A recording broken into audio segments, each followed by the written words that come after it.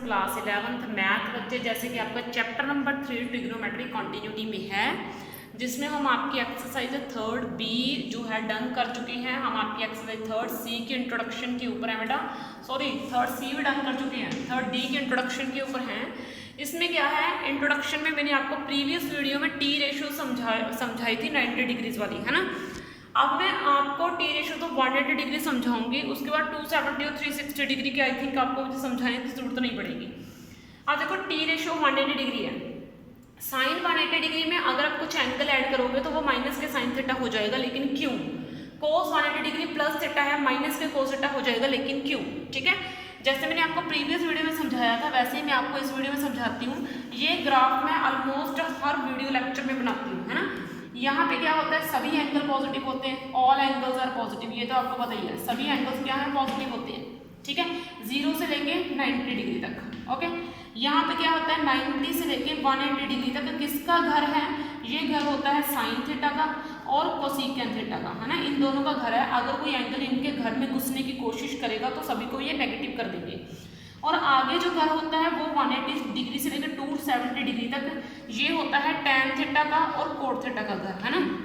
यानी कि कोई भी जो है अपने घर में टैन थीटा कोट थीटा किसी और को घुसने नहीं देंगे, अगर कोई घुसेगा तो उसको नेगेटिव करके बाहर निकाल देंगे। ठीक है, अब यहाँ पे देखो, यहाँ पे 180 डिग्री साइन अपने घर में बैठा है अच्छे तरीके से 180 डिग्री, लेकिन उसने अपने आप में कुछ एंगल ऐड कर दिया। जब वो ऐड करेगा तो वो ऑब्वियस है, वो बॉर्डर तो क्रॉस करेगा ही ना, तो इधर वाली साइड आ गया। जब वो अपना घर छोड़ के दूसरे के घर में आएगा तो नेगेटिव का तो हो गई। ठीक है, तो माइनस के साइन थीटा हो गई। वैल्यू समझो, 180 में कुछ ऐड हुआ, यानी कि एंगल 180 से बड़ा हुआ। जब एंगल 180 से बढ़ा तो थर्ड क्वाड्रेंट में गया। थर्ड क्वाड्रेंट में कौन बैठा है, टैन। टैन ने घुसने नहीं दिया, उसने साइन थीटा को नेगेटिव कर दिया। ठीक है, वैसे ही कोस है, कोस पहले तो साइन के घर में घुसा, उसकी पहली गलती।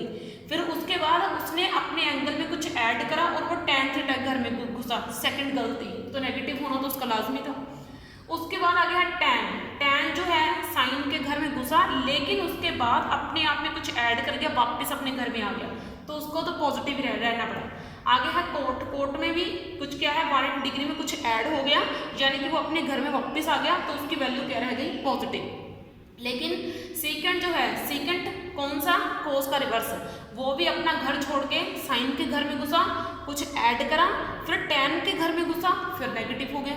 वैसे ही कोसेकेंट है, अपने घर में बैठा था अच्छा भला, 180 डिग्री में कुछ ऐड करा, इस घर में घुस गया, नेगेटिव हो गया।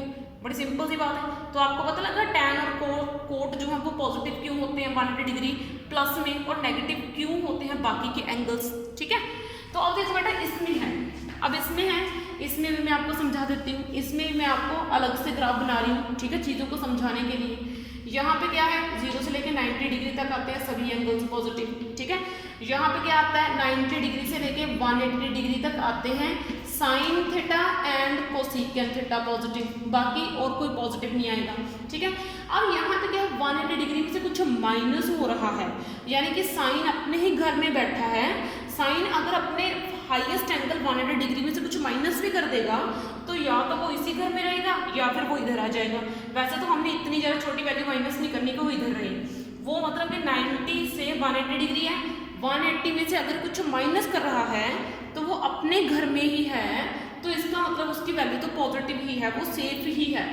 कोस की पहली गलती, सो वो साइन के घर में घुसा, फिर साइन में से कुछ एंगल माइनस करा और उसी के क्वाड्रेंट में बैठ गया, तो वो तो नेगेटिव होना ही था।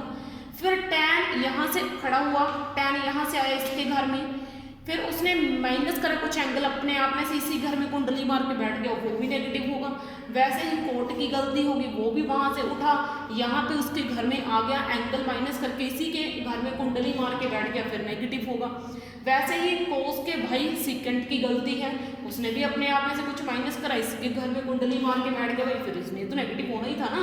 तो इस तरीके से मतलब कि ना इनकी आपस में झगड़ा चलता रहता है, इनकी आपस में लड़ाई चलती रहती है, बस एक घर के पीछे। ठीक है, बस 4 घर है, चारों घरों का बंटवारा है और इसी को ट्रिग्नोमेट्री बोलते हैं। ठीक है, अब देखो आ जाओ पीरियोडिक फंक्शन। पीरियोडिक फंक्शन का मीनिंग क्या है, पीरियोडिक फंक्शन का मीनिंग है कुछ ऐसा पीरियड ऐड कर दीजिए जिससे फंक्शन को कुछ इफेक्ट ही ना पड़े, उसको बोलते हैं पीरियोडिक फंक्शन। यानी कि कुछ ना फंक्शन थोड़े ढीठ टाइप के होते हैं, उसमें कुछ मर्जी ऐड कर दो, कुछ बच्चे नहीं होते लगा एक्स, उसको कितना मर्जी समझाओ, उसने पढ़ना नहीं तो पढ़ना ही नहीं। वैसे ट्रिग्नोमेट्रिक फंक्शन ना कुछ वैल्यूज के लिए बहुत मतलब भीड़ से होते हैं, उनको कितनी मर्जी वैल्यू ऐड कर दो उनके ऊपर कोई इफेक्ट नहीं पड़ेगा, ठीक है, वो वैसे के वैसे ही रहेंगे। तो the function is called periodic, उस फंक्शन को हम पीरियोडिक बोलेंगे in which we add some period, जिसमें हम कुछ पीरियड ऐड करें दिए हुए फंक्शन में, but the value of the function, but जो फंक्शन की वैल्यू है वो चेंज नहीं होगी। जैसे आप में से कोई तो ऐसा पर्सन होगा जिसको आप समझाते रहते हैं वो कभी आपकी नहीं समझता, या फिर आपको कोई समझाता रहता है आप उसकी नहीं समझते, ठीक है।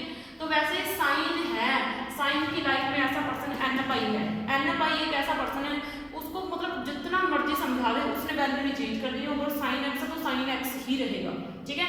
ये देखो इसका ग्राफ है, ये मैं ग्राफ आपको पहली बार नहीं करवा रही, ये मैंने आपको +1 में भी, सॉरी 10th जब ट्रिग्नोमेट्री करवाई थी ना 8th चैप्टर, तब मैंने आपको ये ग्राफ बना के दिखाए थे सारे के सारे इन एडवांस। मैंने आपको बोला था +1 में इसकी जरूरत पड़ेगी। ये देखो ये ग्राफ 0 से स्टार्ट होता है साइन का, ठीक है, फिर यहाँ तक पूरा होकर 180 डिग्री हो जाता है, ठीक है। और ये 0 साइन 0 से स्टार्ट इसलिए होता है क्योंकि 0 डिग्री के ऊपर इसकी वैल्यू 0 होती है साइन की, क्योंकि आपने पढ़ा है sine 0 degree is equal to 0, ठीक है, इसलिए ये ग्राफ 0 से शुरू होता है। और यहाँ पे जब हम इसका हाफ करते हैं ना, इसका इस पहाड़ी से का, तो ये π/2 90 डिग्री हो जाता है। जैसे पूरा कंप्लीट एंगल 180 डिग्री का नहीं होता, तो ऑब्वियसली इसका हाफ क्या होगा π/2 90 डिग्री, ठीक है। और ये रही वैल्यू पाई यानी कि 180, देखो 0 के ऊपर भी 0, फिर यहाँ पे पाई को 180 बोलते हैं, देखो इसके ऊपर फिर इसकी वैल्यू 0 आ गई। आपको पता है जब एक्सिस के ऊपर पॉइंट लेते हैं तो इसका मीनिंग 0 होता है, तो फिर देखो यहाँ पे आ जाएगा 2π/3, इसकी वैल्यू जो है फिर कुछ ना कुछ आ जाएगी, लेकिन यहाँ पे फिर 2π हो गया, फिर इसकी वैल्यू 0, यानी कि इस लाइन के ऊपर जब साइन आ जाता है तो उसकी एक नहीं चलती, वो 0 हो जाता है, ठीक है। तो बेटा आज इस वीडियो में आपको मैंने इस टी रेशो के बारे में समझा दिया, next T ratio next video में। Thank you.